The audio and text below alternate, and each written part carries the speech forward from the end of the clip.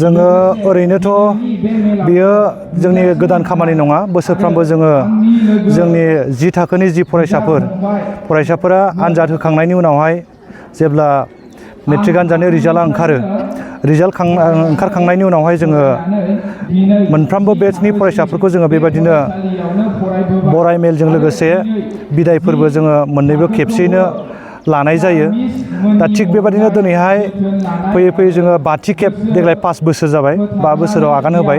देग्लायनि 5थि जि मेट्रिक आनजाद होगिरिफोर, बे होगिरिफोरा दिनैहाय जोंनि सनापुर इउ एन एकाडेमिनिफ्राय बिथांमोनखौ जोङो बरायदों।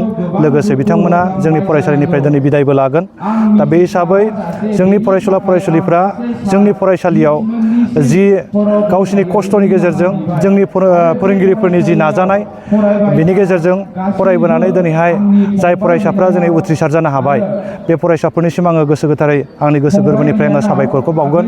मानोना जोङो जागायजेननायनिफ्रायनो जिहेथु दिनै 5थि खेब जाबाय, गिबि बोसोरनिफ्रायनो जोङो हानायमानि जोङो सेस्था खालामनानै जोङो नैबे फरायसालिनिफ्राय मोजां रोखोमै फरायसाफोरखौ जों पास खालामनायनि जि बेबस्था, बेखौ जों लाबोबाय थादों। जोंनि फरायसुला फरायसुलिफ्राबो गोसो होसारनानै गावसिनि हानायमानिखौ फरायनानै बेसेबां हायो पास खालामनो थाखाय, मोजां रोखोमनि पास खालामनो थाखाय नाजाबोबाय थादों। जोङो दिनैसिम 5थि बोसोराव जोंनि फरायसालिनिफ्राय सासेबो फरायसाफ्रा फेल जाफेराखै। अथ'स' जोङो बांसिनै फार्स्ट डिभिजनाव पास जानायखौ जोङो दिनैसिम मोनबोबाय थादों। मालाबा गासिबो फार्स्ट डिभिजन, मालाबा साफा सानै सेकेन्ड डिभिजन जायो।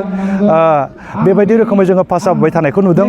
आरो देग्लाय जोंहा मोनसे गोजोनथाव बाथ्राया बेनो, बर' आयदायाव 100 जौखोन्दो मोननाय जोङो 3 फरायसा मोननो हादों। आरो बिनि अनगायैबो जों माखासे फरायसाफोर दंबावोमोन 98%, 99% मोननाय बेबायदि फरायसाफोर दंबावोमोन। जुदि बिथांमोनाबो जुदि बेबायदि मोनबावोमोनब्ला, बे जोंनि फरायसालिनि थाखाय, जोंनि ओनसोलनि थाखाय, जोंनि बर' बिजोंनि थाखाय बेयो मोनसे मोजां देरहासारनाय होननानै आं सानो। जों नाजाबावगोन उननि समफोराव जोङो बिनिख्रुइ साबसिन हामसिन जोङो फरायसाफोरखौ दिहुनहरनायनि, मेट्रिक आनजादखौ उथ्रिसार होनायनि जि बेबस्था, बे बेबस्थाखौ जों खालामगोन। जोंनि फरायसाफ्राबो खोब नाजायो, जोंबो नाजायो, जोंनि गारजेनफ्राबो नायनांगोन, बिथांमोनाबो सहाय खालामनांगोन। बिथांमोननि नाजानाय, जोंनि फोरोंगिरिफोरनि नाजानाय आरो फरायसाफोरनि जि गोसो होसारनाय, बेनि गेजेरजों आरो बिनिख्रुइ साबसिन हामसिन, देग्लाय बोसोरनिख्रुइ साबसिन हामसिन जोंनि इउ एन एकाडेमि सनापुरनिफ्राय फरायसाफोरा मेट्रिक आनजादाव उथ्रिसारगोन होननानै जोंहा मिजिं दङ। फैबाय थानाय समाव जोङो बिनिख्रुइ साबसिन हामसिन आरोबाव फरायसाफोर दिहुननायनि थाखाय जोङो जेब्लाबो रेडि। बिटिसि खुंथाइ गोहोआव थानाय जि मेट्रिकआवहाय 100 जौखोन्दो लानानै पास जानाय बर' साबजेक्टआवहाय, बेयावहाय माखासे अनथोब होगोन होननानै बुंदोंमोन। बे समाव मा बुंगोन सार? बेथ' मोजांनि बाथ्रा। जुदि बिटिसि सरकारा, जिहेथु जोंबो गहपुरबासि हिसाबै जोंनि ओनसोला जिहेतु बिटिआरआव हाबबाय, बिटिआर सरकारा जुदि बर' आयदायाव फरायनानै 100 जौखोन्दो नाम्बार मोननाय जायफोर फरायसाफोर, बे फरायसाफोरनो बिटिसि सरकारनिफ्राय बेबायदि अनसुंथाइ होनो हायोब्ला, बेयो जोंनि बर' मिडियाम, बर' बिजोंखौ फोथांना लाखिनाय आरो बर' बिजोङाव फरायनानै जे बेबायदि सरकारनिफ्राय सहाय सहयोग मोननो हायो, बेयो जोंनि बर' फरायसाफोरखौ जोबोद थुलुंगानाय होनो हागोन। जुदि बिटिसि सरकारा बे हाबाफारिखौ मावफुङोब्ला, बे जोंनि थाखाय जोबोद मोजांनि बाथ्रा आरो जोंनि फरायसाफोरनि थाखायबो जोबोद थुलुंगानायनि बाथ्रा। बेयो जोंनि जि बिजों, बे बिजोंखौ फोथांना लाखिनायाव जथेस्थ' जोंनि फरायसाफोरखौ थुलुंगानाय होगोन। बिथाङा जुदि बे हाबाफारिखौ मावफुंनो हायोब्ला मस्ट वेलकाम, जों बिनि थाखाय जोबोद साबजानाय मोनगोन आरो। गासै नोंथांमोननियाव बेसेबां डाटा कालेक्सन दासिम आं नुवाखै। मोनसे बाथ्राया बेनो, आं मैया जिहेतु मे दिबस बिटिसिआव फालिनाय जादोंमोन थुलुंगाफुरियाव, बिनि मोनसे मेलाव आङो मानगोनां जोंनि बिटिसिनि चिफ हाग्रामा महिलारि सारखौ आङो गावनि खुगाजोंनो बे बाथ्राखौ बुंनाय खोनानाय नुदों। मिडियाआवसो नुदों, आङो मिडियाआव नुदों। गतिके जुदि मानगोनां चिफआनो जुदि गावनि खुगाजोंनो बाथ्राखौ बुंदोंब्ला, निस्सय बिथाङा जिहेतु जोंनि बिटिसिनि मुरब्बि, गावनि बाथ्राखौ बिथाङा लाखिगोन। निस्सय बिथाङा लाखियोब्ला बे जोंनि थाखाय मोनसे जोबोद थुलुंगाथाव मोनसे हाबाफारि जागोन आरो। नोंथांमोननि फरायसालिनिफ्राय साबेसे मेट्रिक आनजादखौ होदोंमोन? जोंनि फरायसालिनिफ्राय 14 फरायसाफ्रा होदोंमोन। 14 देग्लाय। 14 फरायसाफ्रानो पास जाजोबदों। 8 जना फार्स्ट डिभिजन जादों, 7 सेकेन्ड डिभिजन, 1 थार्ड डिभिजन जोङो देग्लाय मोननो हादों।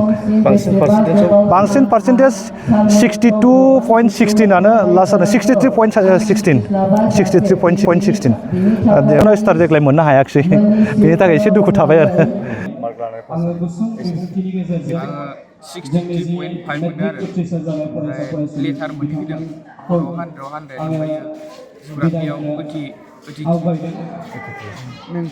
नोंथांनि आबुं सिनायथिखौ होलाय नोंथांनि सिनायथिखौ आंनि मुङा धोरोमसा मोसाहारि बाबानि मुङा नारद मोसाहारि मामिनि मुङा बिरगोस्रि मोसाहारि गामिया ब्रह्म नोंथाङा फैबाय थानायाव नोंथांमोननि फंबाय बिनानावमोनखौ मा साजेसन होलांनो सानदों बे समाव फैबाय थानायाव आंनि फंबाय बिनानावमोना आंनिफ्राय बांसिन मोजां फरायनानै मार्क लानो हायो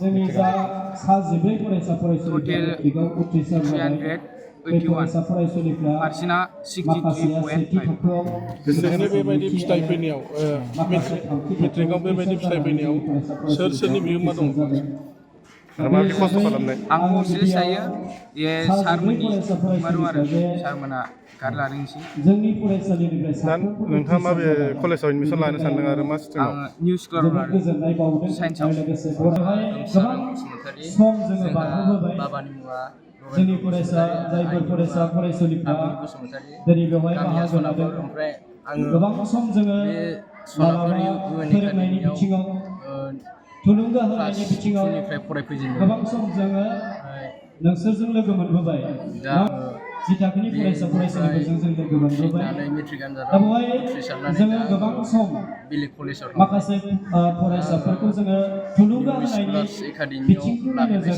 होनानै बबेबा समाव जोङो बेसे लेटार लानाय आरो बेसेबां मार्क लानाय फोरोंगिरिनि बिबान लेटारा गांनै फरायसा फैदों फरायसुलिफोरखौ गांसेया जिउग्राफियाव रागा जोंखांनो गोनां जायो रायनो गोनां जायो मालाबा फैबाय थानाय समाव नोंथाङा मा असिला लानानैनो जों गोबां हाबाफारि जोङो फोरोंगिरि हिसाबै मावनो गोनां जायो इन्जिनियारखौनो जाहैनो दा बेयाव जोंनि फरायसा फरायसुलिफ्रा जिथु नोंथाङा मोननै लेटार लाखिदों बे समाव माबायदि खस्थ' खालामनानै फरायनायमोन गावसोरखौ दुखु मोननाय बायदि आङो खस्थ'आ मालाबा साननानै खालामदोंआनो होनजायो जेब्ला सानसेयाव खालामगोन जों 24 मालाबा घन्टायाव आङो मोजांनि थाखाय 10 फरायसा घन्टासोआ फरायसुलिफोरखौ हगारदों आरो रायनाय फरायनायाव समाव हगारदों जोंनि फरायसा फरायसुलिफ्राबो एसे दुखुखौ नोंथांनि बेफोरबायदि गोसो उथ्रिसारनायावहाय नोंथांनि जोंखौ गाज्रि मोनदों सोरनि आखाइ दङ बा सोरनि बिहोमा दं बेबायदि गोबां थासारि जोंनि जोङो गोलाव मिस सम मोननि फैनायाव बेबायदि थासारिया जायो मामि बाबा दा दिनै बै थासारिफोरखौ नोंसोर साननानै